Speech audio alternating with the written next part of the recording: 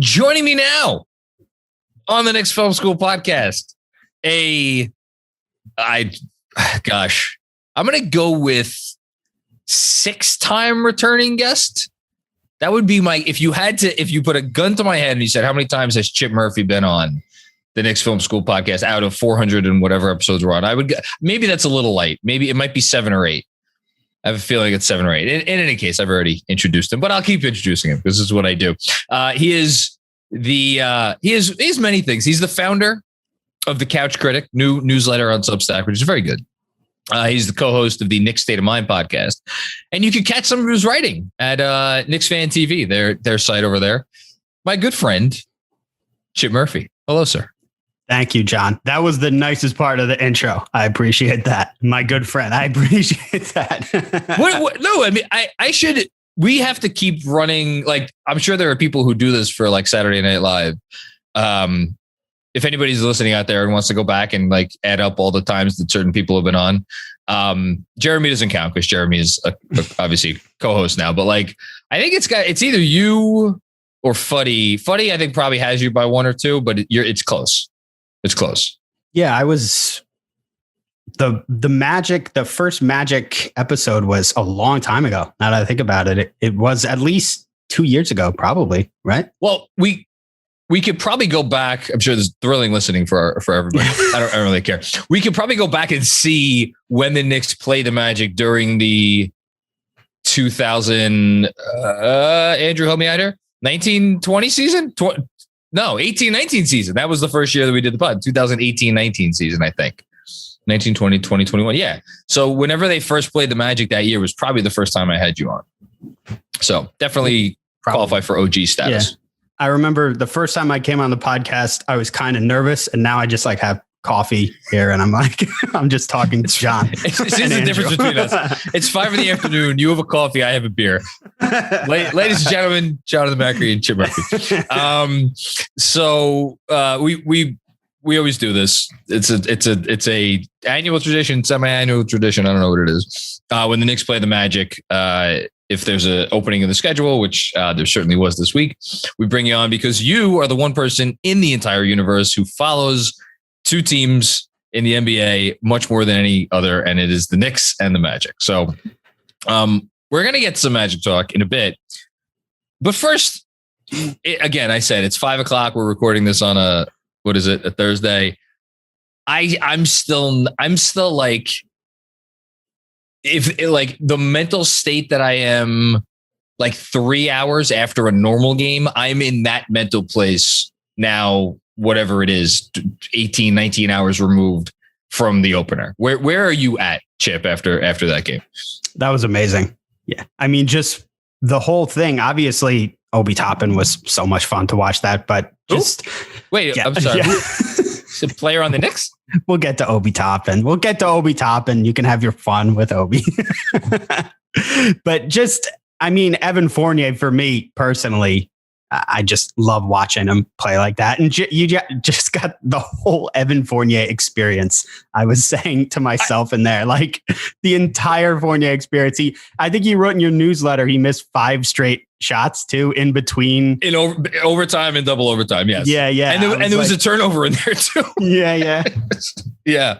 And not even that, like I was rewatching the third and fourth quarters today, and he referenced this actually in the post game, where he had a wide open, maybe it wasn't a proper corner 3, but it was like just off the corner, wide open, bricked it. Obi gets the rebound, right back out to Fournier. Fournier, without hesitation, fires it up again, bricks it again. Celtics come down. They score. Yeah, I mean, he had a one-track mind last night. But how do you complain? He ended up, what was he, 6 for, I want to say 6 for 13. So yeah, look, you'll take that every night. Exactly. I like him a lot.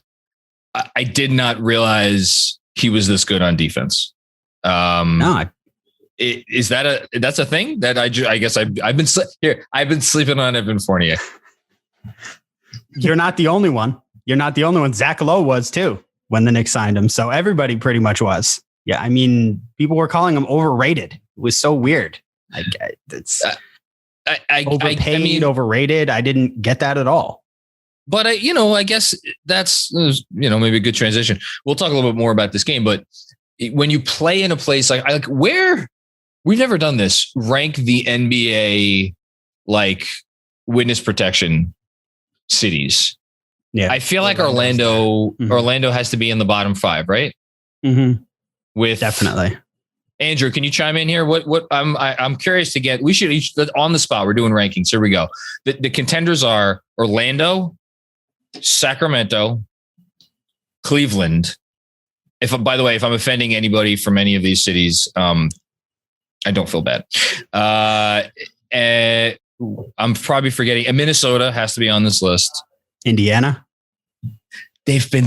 I think they've been good enough for long enough that I feel like they have earned. Probably.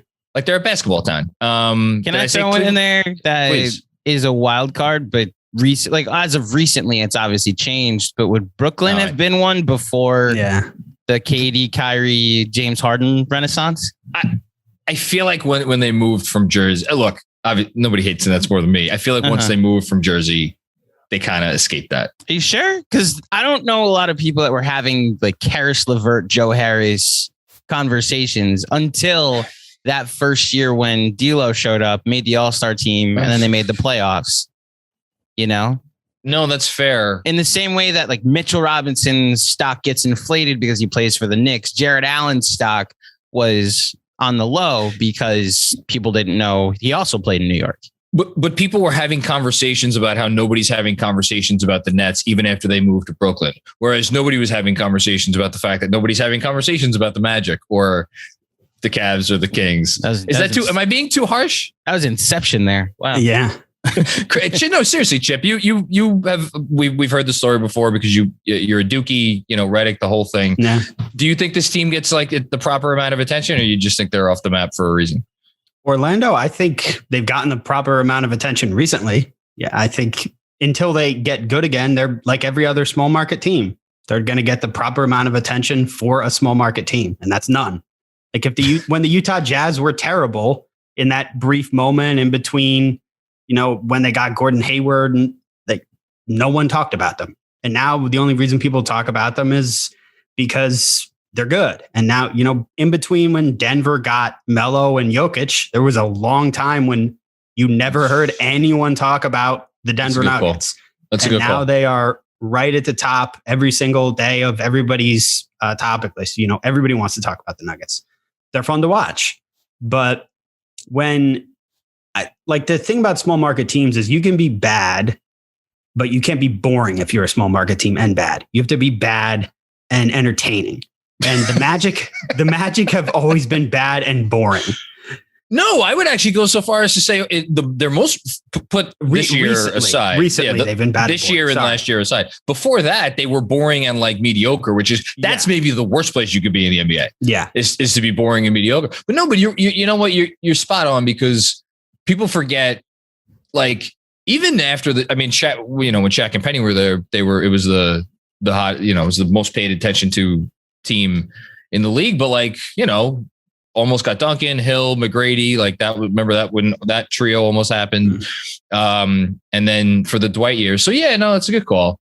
Well, whatever it is, Fournier, I did not expect this from him.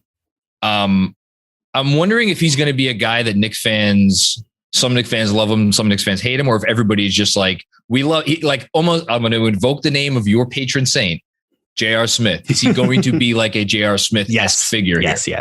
You think that? Okay. Yeah, I think he is. I think he's definitely going to be a guy that drives some fans insane sometimes because there's going to be games where Mark Berman writes articles that's like, why is Evan Fournier taking more shots than RJ Barrett? Yeah. And it's like, why is Evan Fournier 8 for 23 and RJ Barrett only took 12 shots tonight?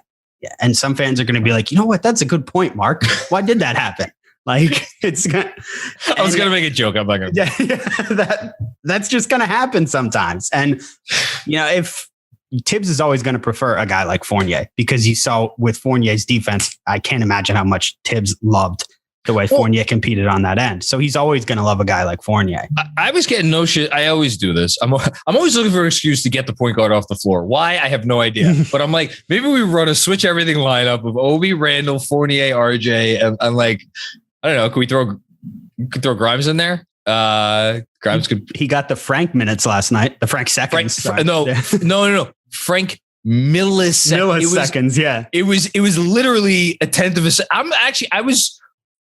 So for anybody who may have forgotten this like moment in the game, they inserted Grimes for defensive purposes with 6 point whatever it was in the third quarter. I think it was third quarter. Yeah. And then Fournier, speak of the devil, Fournier got a little too aggressive and fouled Brown as they were inbounding the ball to him.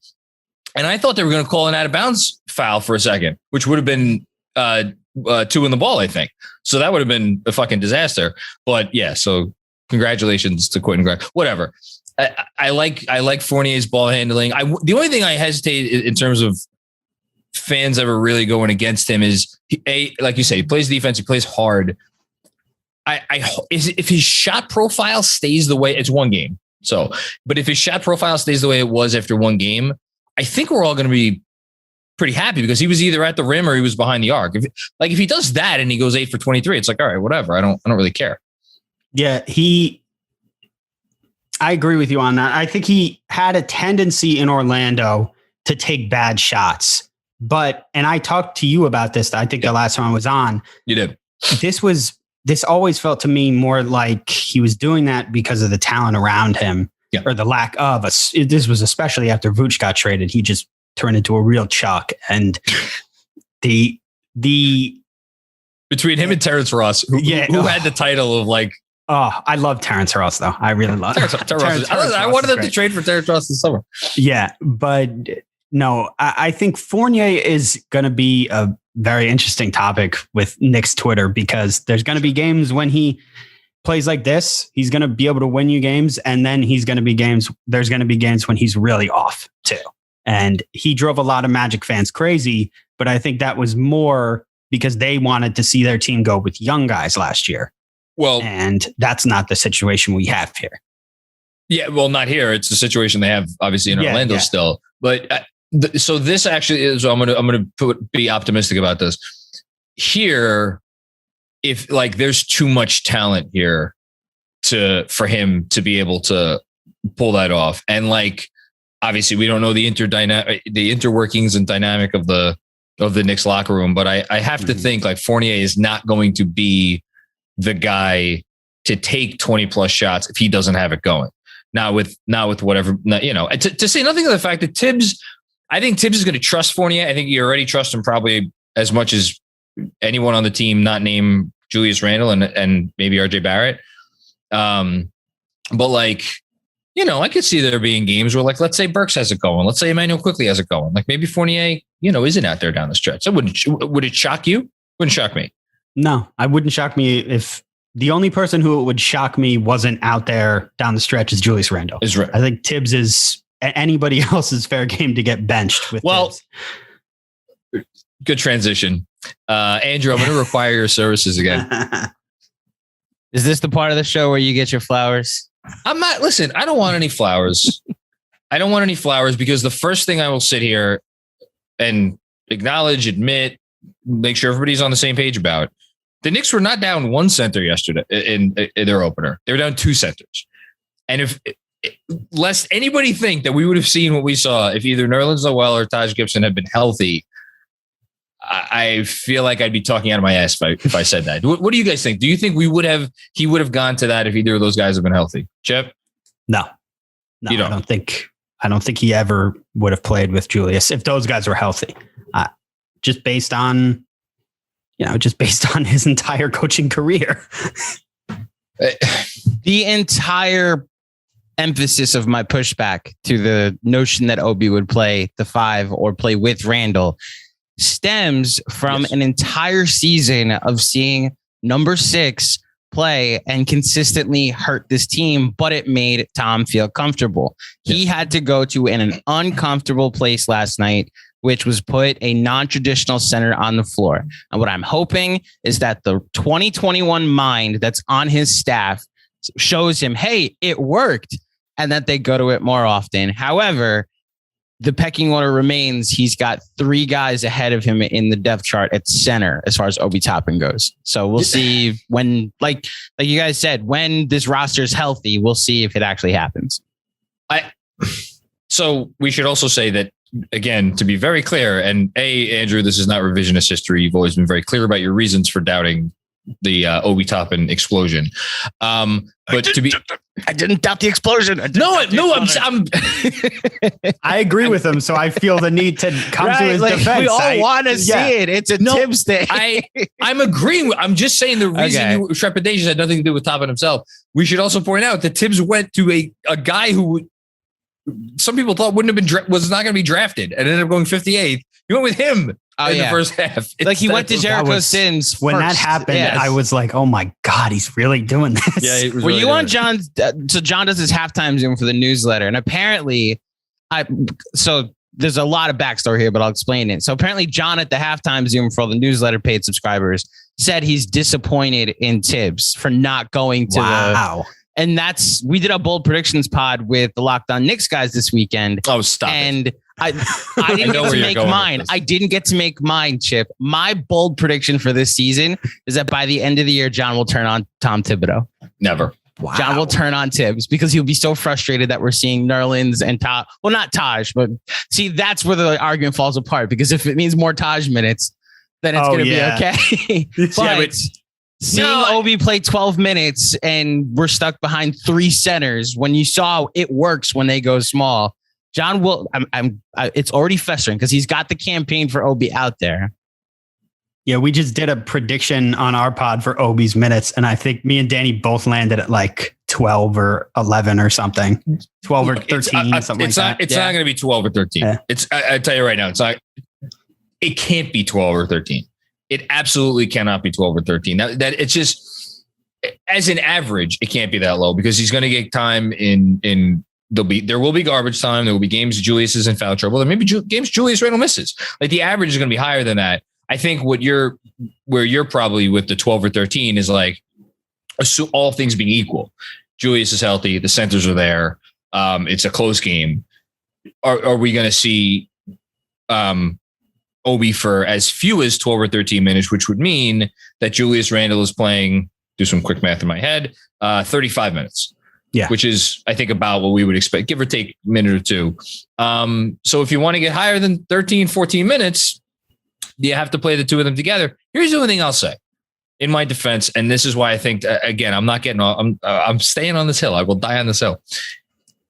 There was no reason to know, if you're Tom Thibodeau, there was reason to hope. There was no reason to know that alignment was going to work last season because Obi Toppin was a rookie, and quite frankly, he was bad. He was very bad for stretches at a time. And we were always like, well, if he played him more, maybe he wouldn't be him so bad. That conversation has changed now, because now it's like, oh, wait, no, he's not bad anymore. He's good. He's good at both ends. He could do stuff. I just wonder how that changes the equation, especially when, and I don't want to turn this into I'm going to shit on Noel's Noel fest.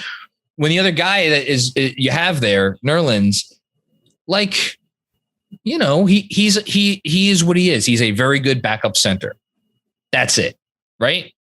Like, if that's the alternative, then what? You know, maybe we can find those extra 5 minutes a game. That's all I'm saying. What is Obi then? If Nerlens is a backup center, what's Obi? Obi's Obi. I mean, what I love about him is, much like Julius Randle, I'm not sure he fits into any box. Like, watching him play, it's like we keep saying, like, Julius Randle plays more like a wing than a forward. I kind of feel the same way about Obi Toppin. The way he moves, the way he glides around the court. I mean, obviously his athleticism and the fact that he throws down these dunks is incredible. But I don't know. Can I ask another hypothetical for you guys? Because we always need a scapegoat as New York sports fans. Just go to literally any team. We need a scapegoat. So there's been a lot of talk about how there's no scapegoat on this team. Is Noel a sneaky candidate for that? Because there were stretches last year they put him in the same conversation as number 6.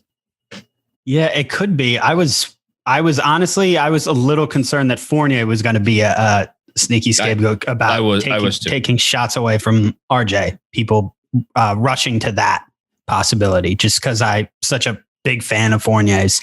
I'm a little concerned about that being a possibility.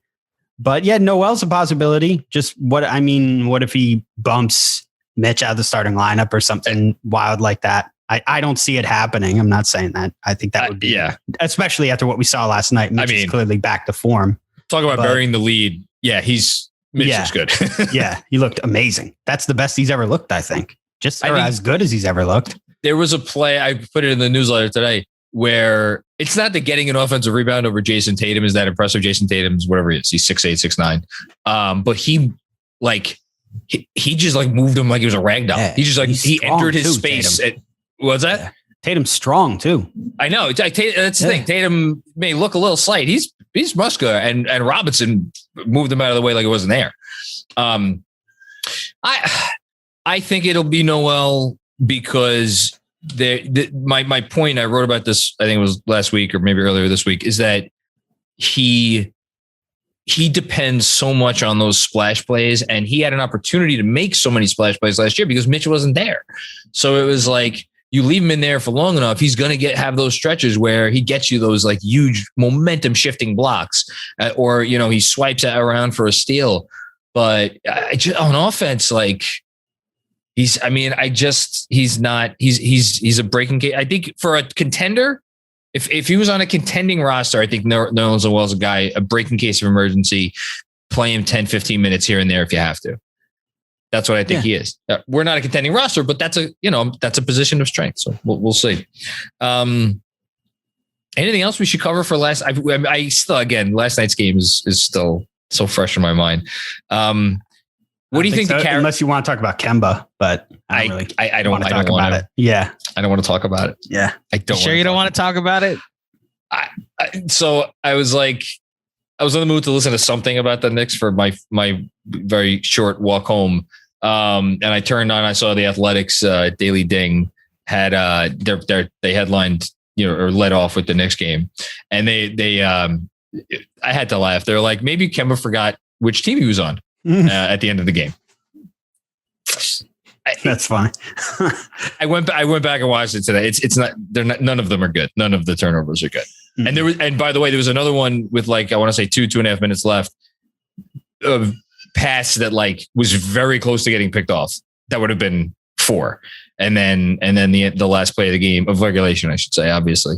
Can we just sweep it under the rug?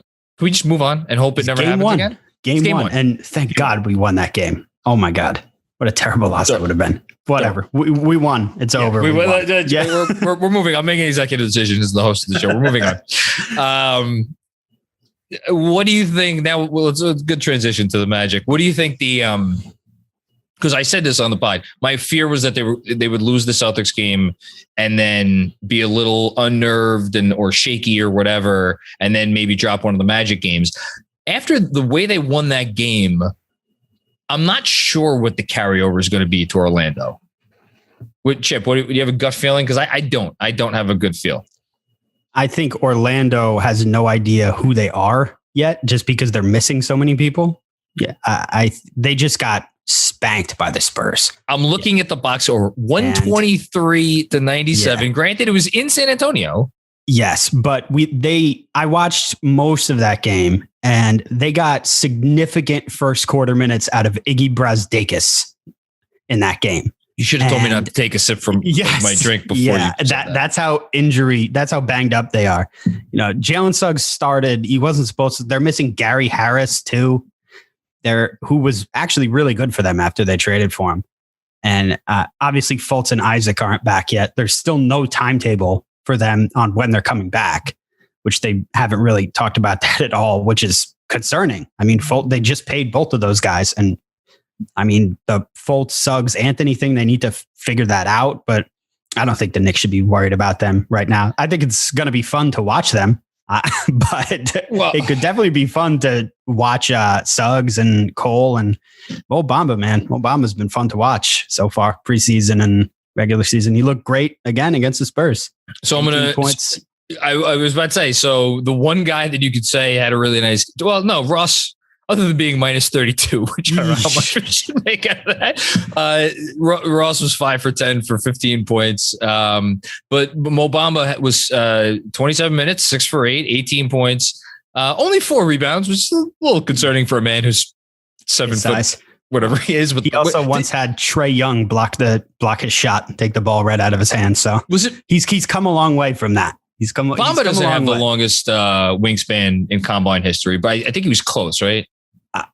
Did someone beat it? Because he did when he went to the combine. Yeah, okay. Someone may have beat it since he was there. Well, 4 rebounds is not really what you want. No. So they started against the Spurs. They started Bamba and Carter, Wendell Carter Jr. Yes, they went big. And Wagner was the 3. It was like that Cavs Markkanen lineup. It was wild. I was about to say Wendell Carter Jr. has experience playing in super big lineups. From his days in Chicago. So it's probably So they went with the 2 of them. Carter had a decent game too. I'm just looking. He was 5 for 10, 13 points. Yeah.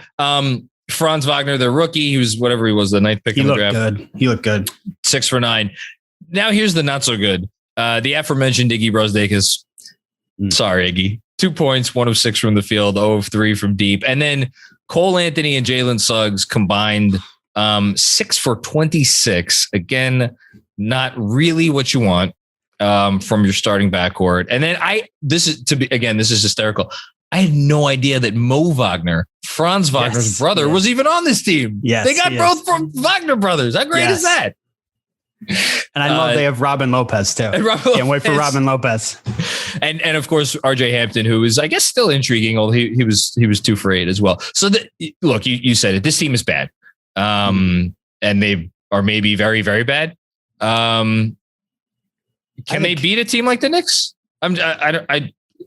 I can't believe I'm asking that question, but can they beat a team like the Knicks? Not this early in the year before they have any idea what they're doing yet. Yeah. And they just have no shooting at all. I just don't see how I think the only way for them to get lucky and beat a team significantly better than the Knicks is shooting. Right. And who's going to get hot for them? Last night, their best 3-point shooter was Bamba. And oh my God, I'm just looking. He was 3 for 4. Yeah. That's great. Exactly. Yeah. I mean, Terrence Ross didn't really do a lot of damage from outside. So, and they really with Ross and Bamba are their only really perimeter threats right now. So Ross has killed us in the past. You do have to worry about that. I was about to say, if Ross comes out one of these nights and goes like 7 for 12 from downtown, and this is a game in the 4th quarter because of Terrence Ross, I would be like, come on. But I don't. You know what? Maybe I worried a little bit too much because I don't. Looking at this lineup, as long as the Knicks have energy. I wonder if that's going to be a factor. I wonder if the Knicks are going to be a little tired. Because they played this game on Friday night. I believe the game is in Orlando. I should know that, but I'm pretty sure the game is in Orlando. Mm-hmm. Because it would be weird if it's in Orlando. Okay. Yeah, it's in Orlando. They played the first game in San Antonio. Yeah. So, yeah. So they got to travel a little bit.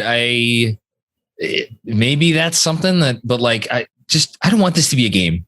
I want this to be over at halftime or in the second quarter or whenever, I mean, they're catching them they're so much better than Orlando, and they're catching them. They're missing everybody. I mean, they don't have, it's not just Fultz and Isaac. They don't have Harris. They don't have MCW. They don't have Chuma. Oh my God. I forgot. They don't have one of Zach Lowe's, one of Zach Lowe's 5 most intriguing preseason players.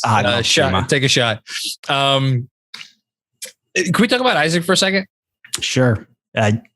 Basketball or non-basketball? Basketball. Okay. I love Andrew making that gesture. Thank you, Andrew. Making sure where we were going was not where we were potentially going. That's all I was saying. Listen, man, I had a long day. I just want to come home and talk basketball. Let's talk about Jonathan Isaac, the basketball player. I'm game. There are some regrettable Isaac Kyrie next, from a long time ago. No, but so seriously, but that's why I wanted to bring him up because you were, I don't know if you were higher on Isaac than anybody I know, but you watched him and I feel like you came at your opinion, which was, correct me if I'm wrong, very high of him from an informed position. He signed for, I thought he signed for 4 for 80. And I was looking at it the other day. It's only 4 for 69, I think. Right. I think so. Which is like, it's on one hand, he signed that contract coming off a torn ACL or whatever. I think it was an ACL. Right. And, like he's a guy obviously that depends on his athleticism, and this was not his first major injury.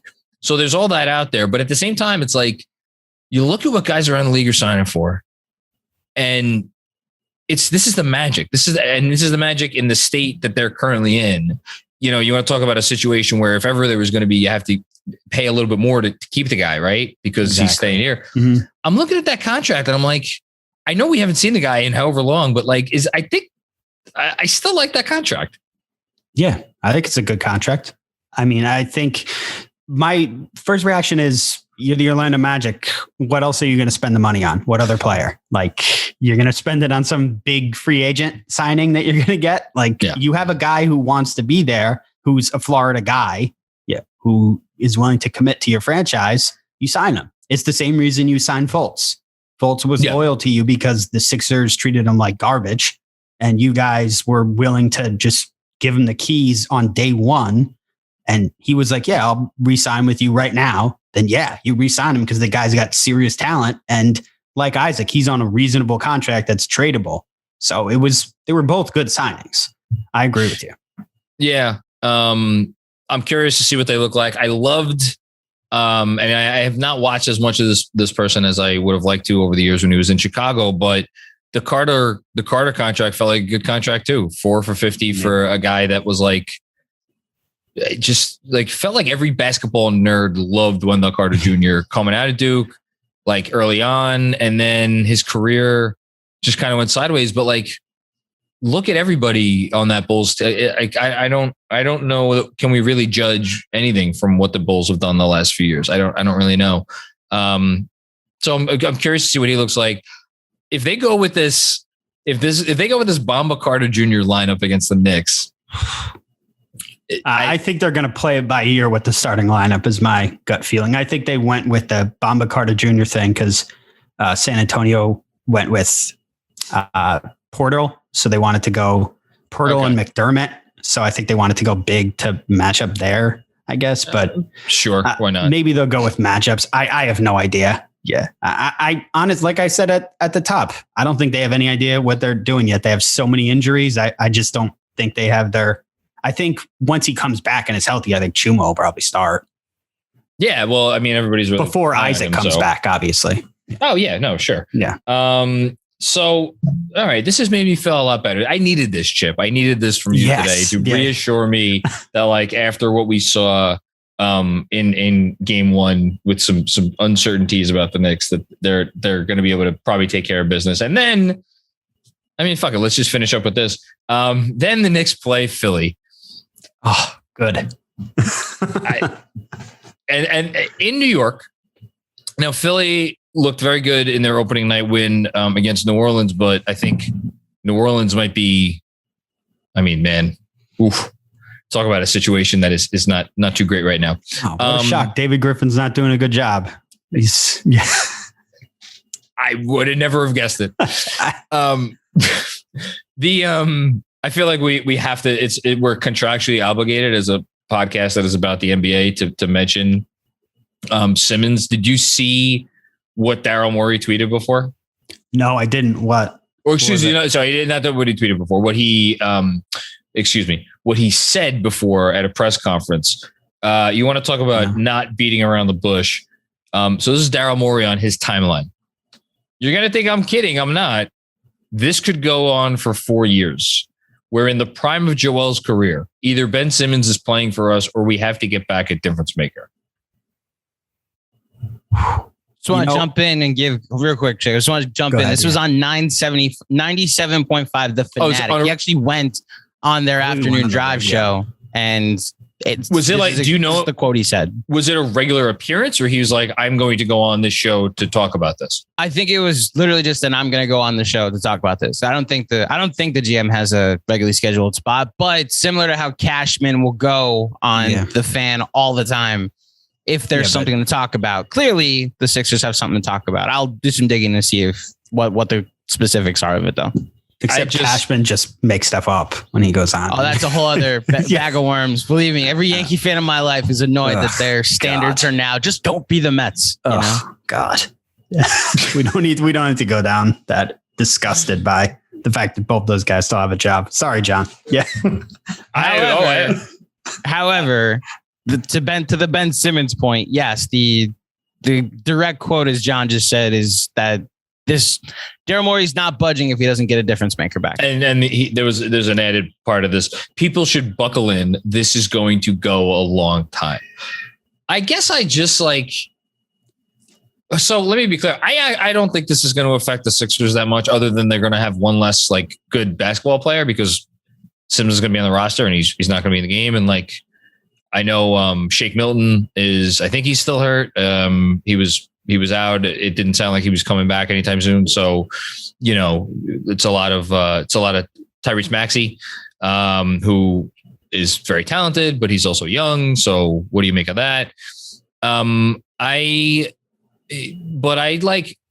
don't know. I don't necessarily think this is going to be the distraction to the team that maybe some people think it will be. What are your thoughts on this? I'm curious. I don't think it is. Joel Embiid said he didn't care about Ben Simmons. I don't care about that man. I don't think the team gives a crap about Ben Simmons. I think they've moved on pretty much. It sounds like they've moved on, but I think the Sixers just need to get a new guy in there. His trade value, they totally mismanaged that. And I was thinking about this when you brought up Fultz, because so far the story on Fultz that has been written is something happened with him. He broke his shot, or he, with whatever, you know, for anybody who hasn't read Yaron Weitzman's book, it's a great book, Tanking to the Top. It's all in there about some work he did with a trainer that was his personal trainer, and it went sideways, whatever. But it's been looked at as like more of a Fultz thing than a Sixers thing. And from the Sixers perspective, or from the Sixers side of it, it's been looked at as like, boy, they fucked up taking Fultz and not taking Tatum.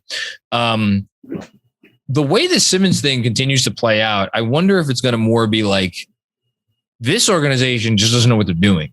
And they looked into Joel Embiid, and Joel Embiid is that good that he's like, you know, and you could even look at some other stuff, the Harford contract, you know. I don't know, man. Simmons over Butler. Picking Ben Simmons over Jimmy. Like they did essentially pick Ben Simmons over Jimmy Butler. That's wild when you put it like that now. Yeah. Because but at the time, I'm sure some people may have said it, but I was like, I didn't think that was like egregious. I think Joel Embiid probably did, just based on what he thinks of Jimmy Butler. Joel Embiid loves Jimmy Butler, right? I think he would have preferred Jimmy Butler. Yeah. I mean, if you were a basketball player, who'd you rather play with, Ben Simmons or Jimmy fucking Butler? Yeah. You know? So whatever. By the way, Maxey in game one, Maxey had 20 points in game one. Wow. That's okay. Well, 20 points, 7 rebounds, 5 assists, 8 of 14 from the field, 2 of 3 from deep. Hell of a game. It's why the actual conversation around the Sixers and Ben Simmons is Knicks related, because Patrick Ewing played for the Knicks, and there may be a hint of Ewing theory here that addition by subtraction is actually the best case scenario for the 76ers. I can't believe you just put Ben Simmons in. I know you didn't put Ben Simmons in the same sentence. No, just Ewing theory is all I'm going with this. Yeah. If you want to call it the Bryce Harper theory, fine. They might have gotten better by the fact that one guy that's considered one of their best players is not there, and now everybody can fall into their role. It opened up the path for Tyrese Maxey to play more minutes. And as we saw last night, it might have actually benefited them. Like, we'll see long run if like it actually means they go further in the playoffs, but I don't know. I think the team's kind of adopted this philosophy of like, well, forget that guy. Like, that's a very Philly thing too.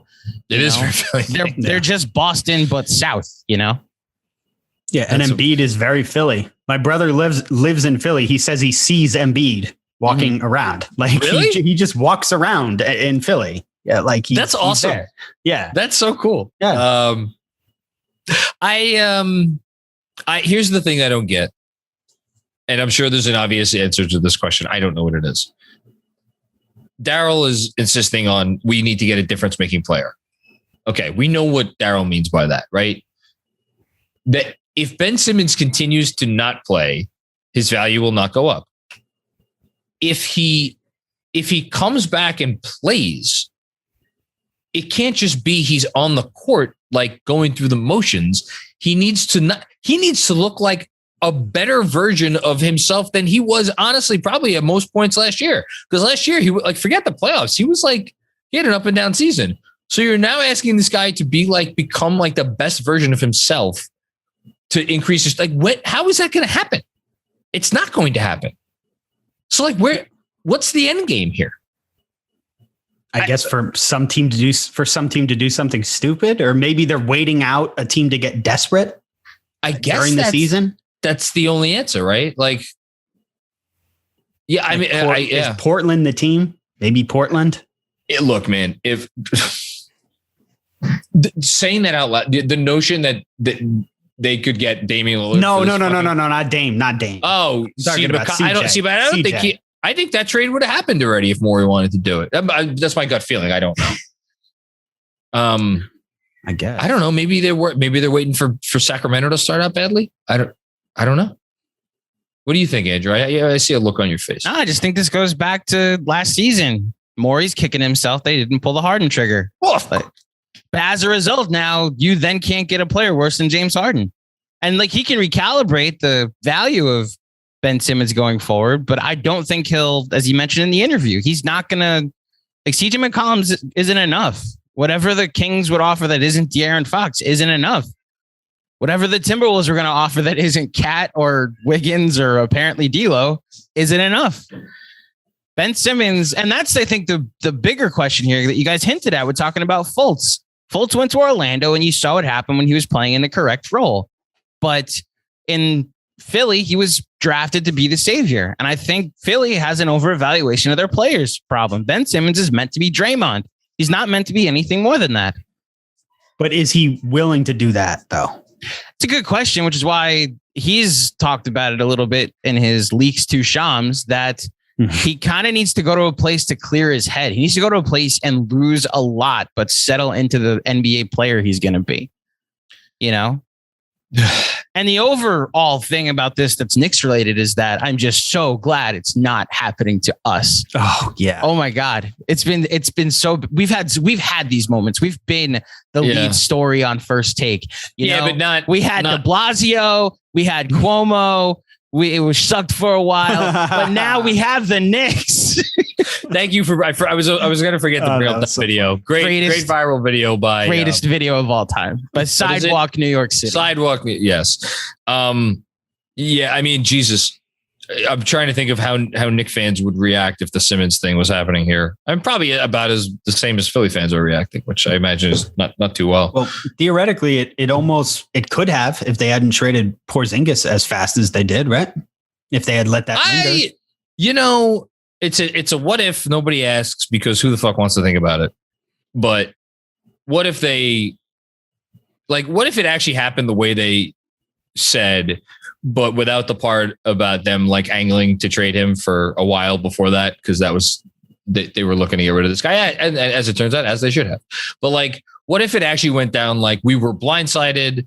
He walked in and he said he wanted to leave, and we said no, and they took it to restricted free agency.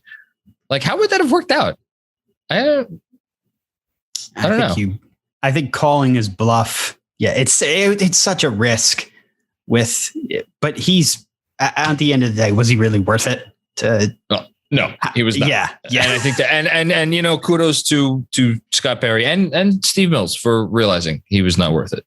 So good job by them. And I think to John's point, literally just do the hypothetical if it happens a year later that they've already extended him, the Mavericks did the next offseason. Then he walks in and is like, I want to be traded. and the Knicks are like, you're under contract. Like, I'm sorry, you are the franchise cornerstone, which is that's the situation the Sixers find themselves in. Yeah, well, not really though, because the Knicks, I would assume, would be bad, or I'm assuming would be bad in that scenario. Also true, yes. But as far as the player relationship and value is concerned, which is what makes this such a. I mean, I think Lowe said it on his podcast the other day, or one of his guests said it on the podcast the other day about. Actually, it might have been Windy. I forget. I forget where I hear things. Those are the two basketball podcasts I listen to, where it's like, when has this ever happened before, where a star, quote unquote, star player is demanding a trade off of a contender? It's so unprecedented, because usually if a star player demands a trade, it's on a crappy team and you get draft picks. And like, you'll find a team willing to give you a bunch of picks for the player. Like what I think you nailed is that Morey is counting on some shitty team for their season to start to go sideways, and them looking at them in the mirror and be like, wow, my boss is going to fire me. I'm not going to be able to like make this team's next draft pick. Who cares that we're losing all these games? And then be like, oh, I know what I could do. I could trade for Ben Simmons. But again, that team would need to have a certain type of player, which is why I mean, how many teams do you put in that guy? I mean, it's Sacramento with the Aaron Fox. It's who else? I mean, Minnesota D'Lo is the trade, right? Yeah, but they're not. But that again, if it was, I'm sure I gotta think that trade, if they knew that they could get Simmons for D'Lo, don't you think they would have already done it? I guess. Yeah. Yeah, probably. But it's not like they're going to trade Cat for him. But that's what I'm saying. They're not going to trade Cat for him, and they're not going to trade Edwards for him. So that's why I don't even know that maybe my daughter disagrees. I don't even know if they're like a team that should qualify for this conversation. It's really, it's hard to figure out, maybe, what's here. This is a good place to end. Andrew, maybe your boy Colin Sexton blows up. And that's there you go. Love Colin Sexton. As far as I'm concerned, he's already blown up. As Jeremy pointed out in the cap or no cap, he's a winning player on a losing team. So I will go off the brain and intelligence of my other old partner in crime, Jeremy Cohen, on that one. Yes, let's talk about sex, baby. Okay. Here's what's gonna happen. Markelle Fultz is going to come back and look like an all-NBA player, and then they're going to trade Simmons for Fultz. My gosh, I'm rooting for that now. That's the end game here. 100%. Although the all-time funnier part, Chip, is if they trade, the Cavs do trade for Simmons, and then they run a lineup out there of Simmons, Markkanen, Evan Mobley, Jared Allen, and like Kevin Love. It's God. All of these guys are above 6'10", and that's going to be our starting lineup. That's the next evolution of the NBA. The all misery lineup with Simmons and Kevin Love. Oh yeah, the all misery team. Oh my God, there. Oh, that's great. And it's so funny. Go ahead. What? No, they traded away Larry Nance Jr., who's like the one guy in the history of the league who's like, I want to play in Cleveland. My dad was like, they sent them fucking packing. You can't write this shit. Oh man. It's fun to laugh at other franchises now, isn't it? Oh God. And we're like, our stress is like, was it last night's win really stressful, guys? Wow. What world is this? I don't know. Wasn't it like unreal how much anxiety we had when we won? When we won the game in our double overtime win? That was crazy. Can I ask a podcast hypothetical for you guys? Sure. Where does that rank? It's super recency bias, but I was trying to think of the last time a regular season win made me feel those emotions. Was that like the most stress inducing regular season win since blank? Wow. Because I don't have one from last season. Last season felt from the beginning to end so much house money that I had no real expectations. I was just happy to be there. Last night, like John and I have talked about this little off mic, Chip, that there actually did feel like there was something riding. Because say they lose that game, then they split with Orlando. Now you're 1-2 going into with the Philly coming in and actual like good opponents coming in the schedule. So getting that win felt like must win. Like it was important for building momentum going forward. And just beating a playoff team. Right. Yeah. So and a division rival. So as a result, where does last night's win rank for you guys in recent memory for regular season wins? I'll say, look, I think I could say this with some modicum of confidence. It's number one. It's number one because I'm not saying it's the biggest regular season win they've ever had. I just want to be clear about that. But the way you phrased the question was like a regular season win that made you feel like that and go through those emotions. Because while there have been games with batshit crazy stuff that has happened that they've pulled out, I don't know of another game that had the stakes that one did. And that's pretty easy for me to say because there hasn't been a lot of games over the last 20 years that have had much stakes. If you go back to the 12-13 season, which is where my mind immediately goes to, like they started 6-0. Yeah. So, and then it was a bumpy ride from there, but there was never a moment during that 12-13 season where like there were crazy games, like the Thunder game was a crazy game, but there was never a moment during that season where you're like, shit, they really need to win this game. Otherwise this thing's really going to go sideways.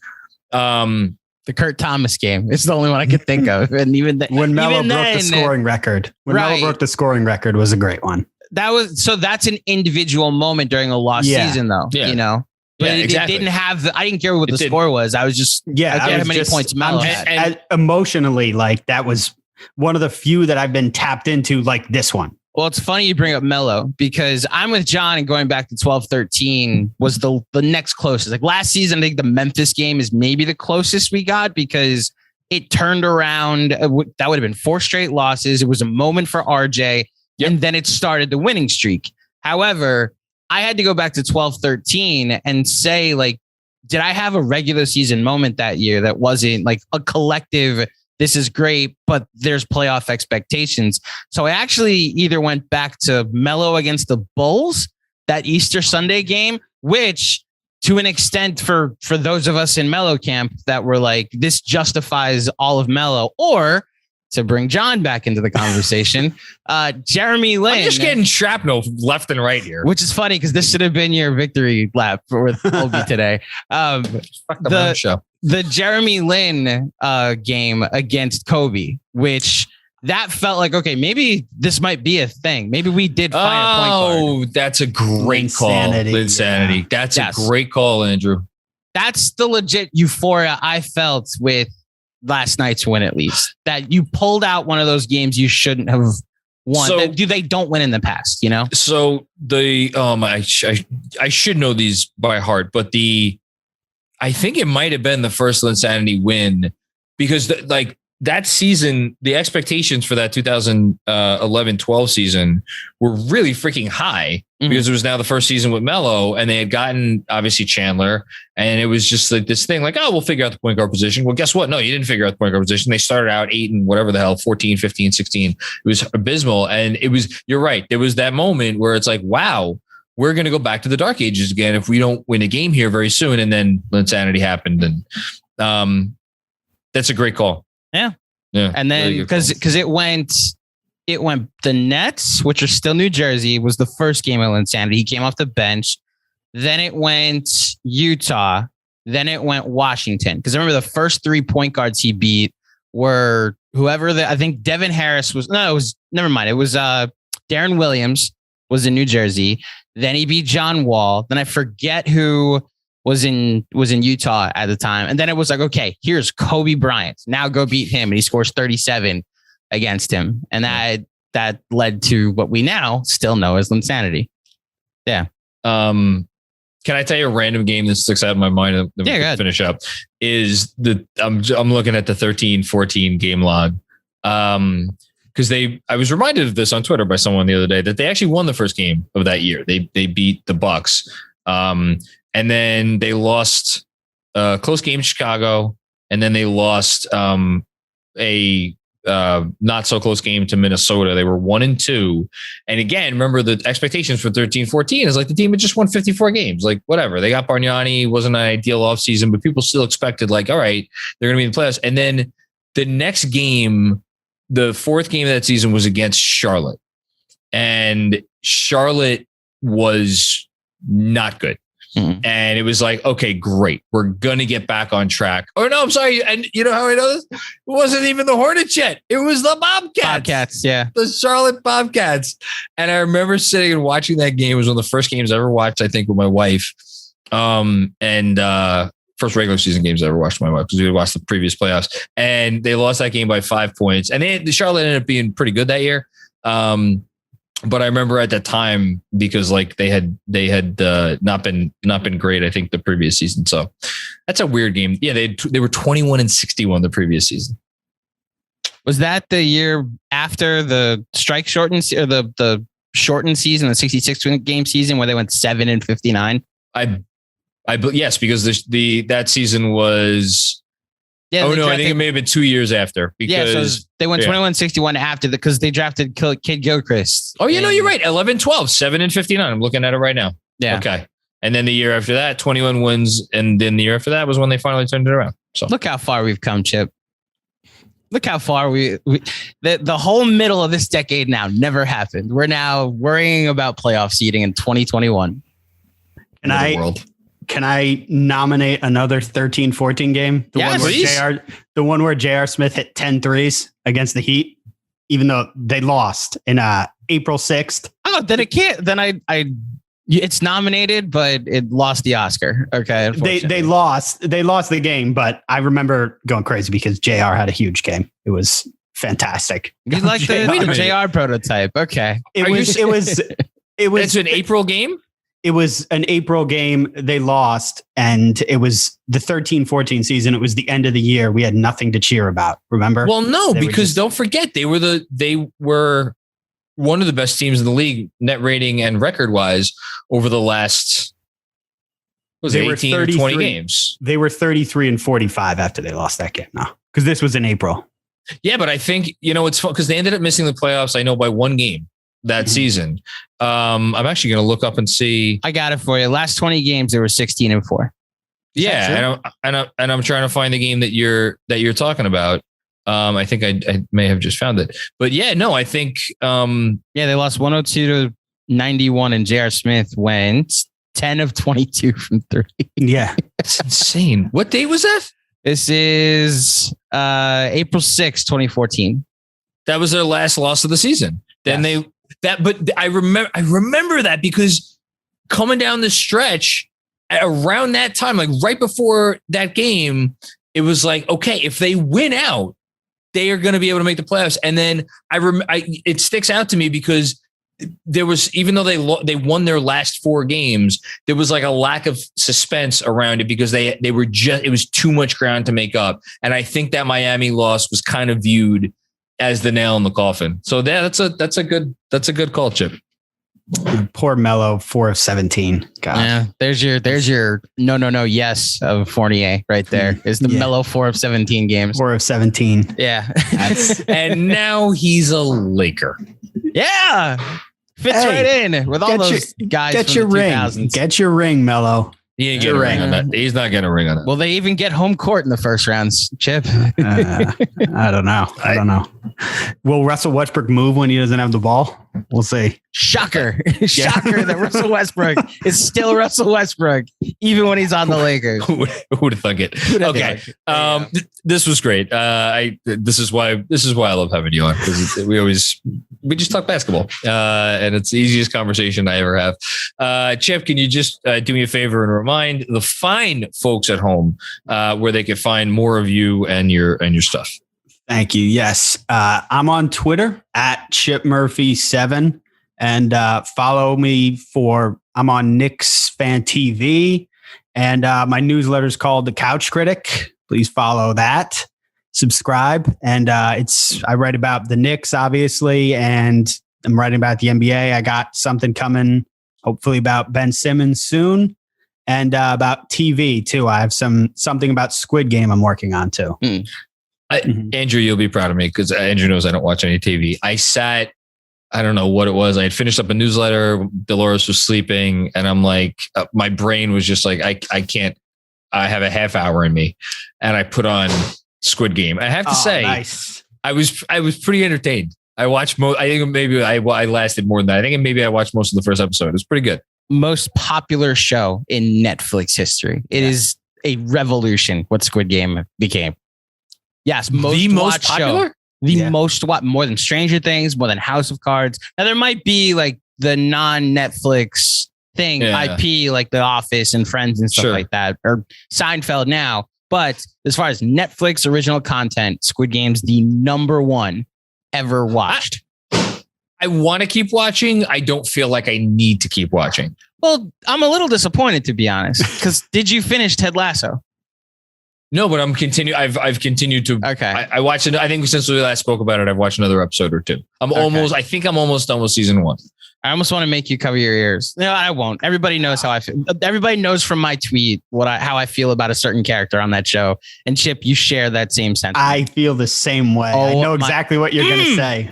Oh my God. When I saw the thing that I can't say because of John, when I saw the thing on his desk, oh my God. I almost threw my threw my remote. Now I can't wait. The thing on his desk. What is the thing on his desk? You'll see when you get to it, you're going to text me like, oh, fuck this guy. And then you'll be like, oh, yeah, I get it, Claudio. Yeah. Okay. Wow. I'm excited. Oh, what a jerk. Seriously.